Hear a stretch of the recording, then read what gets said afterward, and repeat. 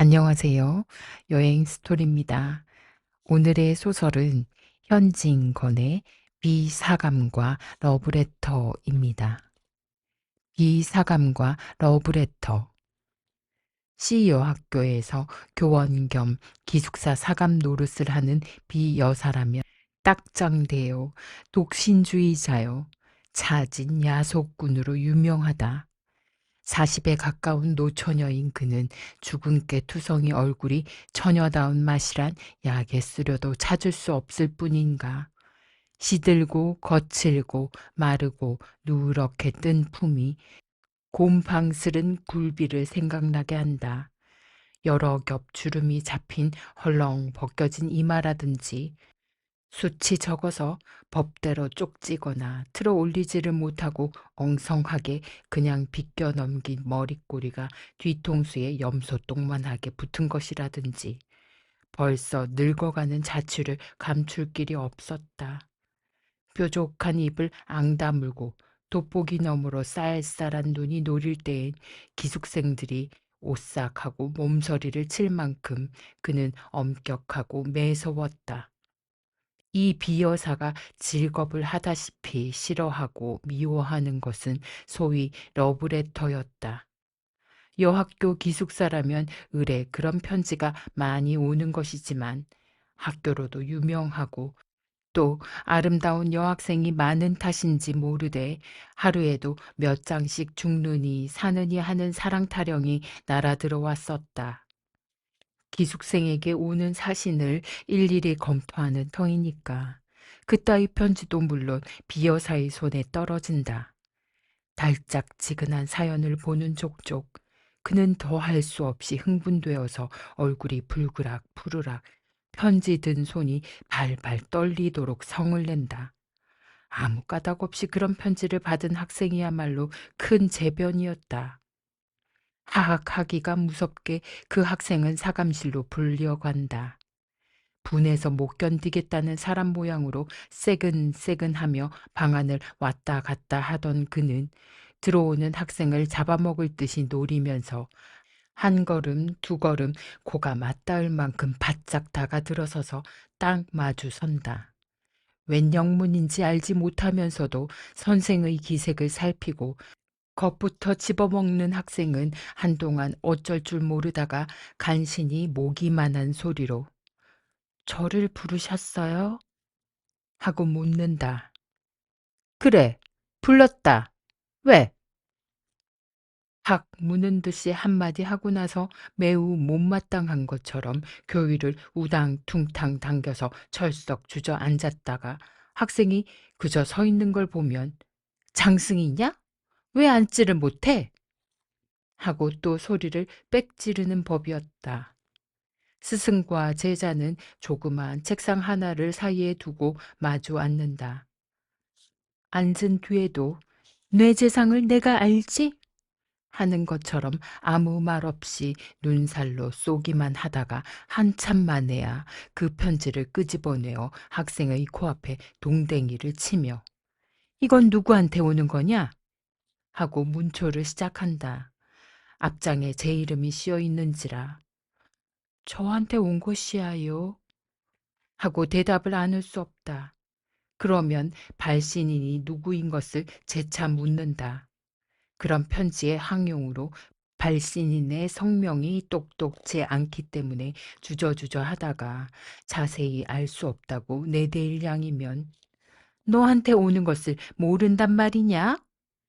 고 불호령을 내린 뒤에 또 사연을 읽어보라 하여 무심한 학생이 나직나직 하나마 꿀 같은 구절을 입술에 올리면 비여사의 역정은 더욱 심해져서 어느 놈의 소생인 것을 기어이 알려 한다. 기실 보도 듣도 못한 남성이 한 노릇이요. 자기에게는 아무 죄도 없는 것을 변명하여도 고지 듣지를 않는다. 바른 대로 아뢰어야 망정이지 그렇지 않으면 퇴학을 시킨다는 둥. 제 이름도 모르는 여자에게 편지할 리가 만무하다는 둥. 필연 행실이 부정한 일이 있으리라는 둥. 하다못해 어디서 한번 만나기라도 하였을 테니 어찌해서 남자와 접촉을 하게 되었느냐는 둥. 자칫 잘못하여 학교에서 주최한 음악회나 바자회에서 혹 보았는지 모른다고 졸리다 못해 주워댈 것 같으면 사내의 보는 눈이 어떻더냐, 표정이 어떻더냐, 무슨 말을 건네더냐, 미주알 고주알 캐곡하며 어르고 볶아서 넉넉히 10년 감수는 시킨다.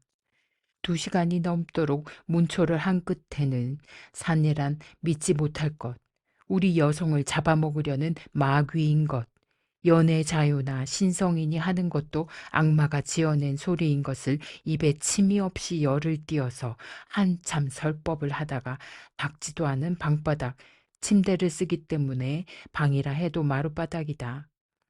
닦지도 않은 방바닥에 그대로 무릎을 꿇고 기도를 올린다. 눈에 눈물까지 글썽거리면서 말끝마다 하느님 아버지를 찾아서 악마의 유혹에 떨어지려는 어린 양을 구해달라고 뒤삼고 곱삼는 법이었다. 그리고 둘째로 그의 싫어하는 것은 기숙생을 남자가 면회하러 오는 일이었다.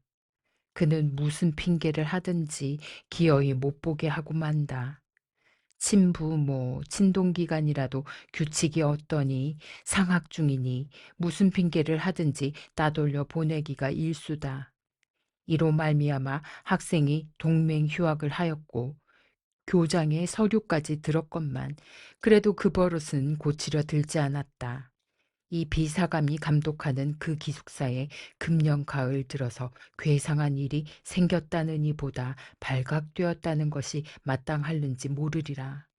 왜 그런고 하면 그 괴상한 일이 언제 시작된 것은 귀신밖에 모르니까. 그것은 다른 일이 아니라 밤이 깊어서 새로 한 점이 되어 모든 기숙생들이 달고 고운한 잠에 떨어졌을 때 난데없는 깔깔대는 웃음과 속살속살하는 낱말이 새어 흐르는 일이었다. 하룻밤이 아니고 이틀밤이 아닌 다음에야 그런 소리가 잠귀 밝은 기숙생의 귀에 들리기도 하였지만 잠결이라 뒷동산에 구르는 마른 잎의 노래로나 달빛의 날개를 번뜩이며 울고 가는 기러기의 소리로나 흘려들었다.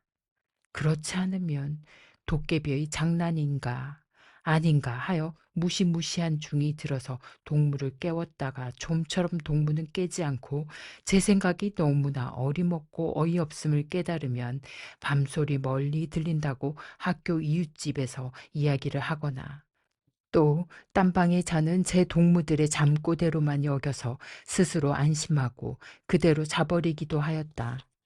그러나 이 수수께끼가 풀릴 때는 왔다. 이때 공교롭게 한 방에 자던 학생 셋이 한꺼번에 잠을 깨었다. 첫째 소녀가 소변을 보러 일어났다가 그 소리를 듣고 둘째 처녀와 셋째 처녀를 깨우고 만 것이다. 저 소리를 들어보아요. 아닌 밤중에 저게 무슨 소리야? 하고 첫째 처녀는 휘둥그레진 눈에 무서워하는 빛을 띈다. 어젯밤에 나도 저 소리에 놀랬었어. 도깨비가 났단 말인가? 하고 둘째 처녀도 잠 오는 눈을 비비며 수상해한다. 그 중에 제일 나이 많을 뿐더러 장난 잘 치고 짓궂은 짓 잘하기로 유명한 셋째 처녀는 동무 말을 못 믿겠다는 듯이 이윽고 귀를 기울이다가 나는 수상한 걸 나도 언젠가 한번 들어본 법도 하구먼. 뭘 자만이 오는 애들이 이야기를 하는 게지. 이때에 그 괴상한 소리가 떽떽을 웃었다. 새 처녀는 귀를 소스라쳤다. 적적한 방 가운데 다른 파동 없는 공기는 그 수상한 말 한마디가 곁에서 나는 듯이 또렷또렷이 전해주었다. 오, 태훈 씨, 그러면 자키 좋을까요? 간드러진 여자의 목소리다. 경숙 씨가 좋으시다면 내야 얼마나 기쁘겠습니까? 오직 경숙 씨에게 바친 나의 타는 듯한 가슴을 이제야 아셨습니까? 정열에 뜬 사내의 목청이 분명하다. 한동안 침묵. 이제 고만 놓아요. 키스가 너무 길지 않아요? 행여 남이 보면 어떡해요? 아양 떠는 여자 말씨. 길수록 더욱 좋지 않아요? 나는 내 목숨이 끊어질 때까지 키스를 하여도 길다고는 못하겠습니다. 그래도 짧은 것을 안 하겠습니다. 사내의 피를 뿜는 듯한 이 말끝은 계집의 자지러진 웃음으로 묻혀버렸다. 그것은 묻지 않아도 사랑에 겨운 남녀의 허물어진 수작이다. 감금이 지독한 이 기숙사에 이런 일이 생길 줄이야. 새 처녀는 얼굴을 마주 보았다.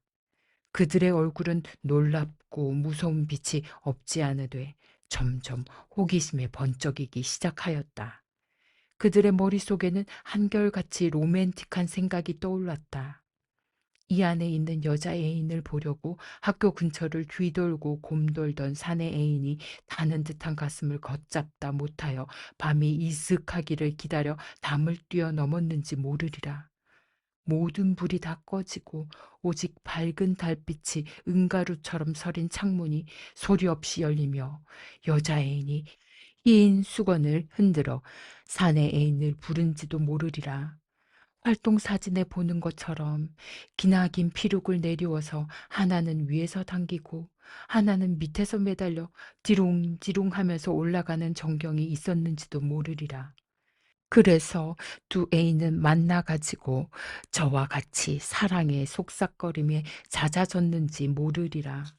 꿈결 같은 감정이 안개 모양으로 눈부시게 새 처녀의 몸과 마음을 휩싸돌았다. 그들의 뺨은 후끈후끈 달았다. 괴상한 소리는 또 일어났다. 난 싫어요. 당신 같은 사내는 난 싫어요. 이번에는 매몰스럽게 내어대는 모양. 나의 천사, 나의 하늘, 나의 여왕, 나의 목숨, 나의 사랑, 나를 살려주시오. 나를 구해주어요. 사내의 애를 조리는 간청. 우리 구경 가볼까? 짓궂은 셋째 처녀는 몸을 일으키며 이런 제의를 하였다. 다른 처녀들도 그 말에 찬성한다는 듯이 따라 일어섰으되 의아와 공구와 호기심이 뒤섞인 얼굴을 서로 교환하면서 얼마쯤 망설이다가 마침내 가만히 문을 열고 나왔다. 쌀벌레 같은 그들의 발가락은 가장 조심성 많게 소리나는 곳을 향해서 곰실곰실 기어간다. 컴컴한 복도에 자다가 일어난 새 처녀의 흰 모양은 그림자처럼 소리 없이 움직였다. 소리 나는 방은 어렵지 않게 찾을 수 있었다. 착고는 나무로 깎아 세운 듯이 주춤 걸음을 멈출 만큼 그들은 놀랐다. 그런 소리에 출처야말로 자기네 방에서 몇 걸음 안 되는 사감실일 줄이야.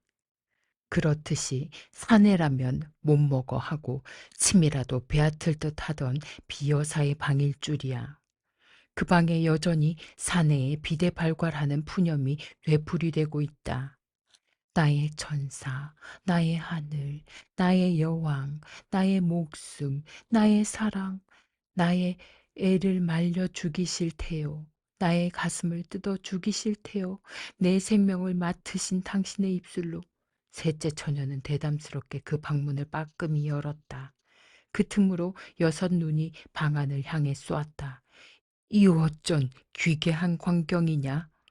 전등불은 아직 끄지 않았는데 침대 위에는 기숙생들에게 온 소위 러브레터의 봉투가 너저분하게 흩어졌고 그 알맹이도 여기저기 두서없이 펼쳐진 가운데 비여사 혼자 아무도 없이 저 혼자 일어나 앉았다.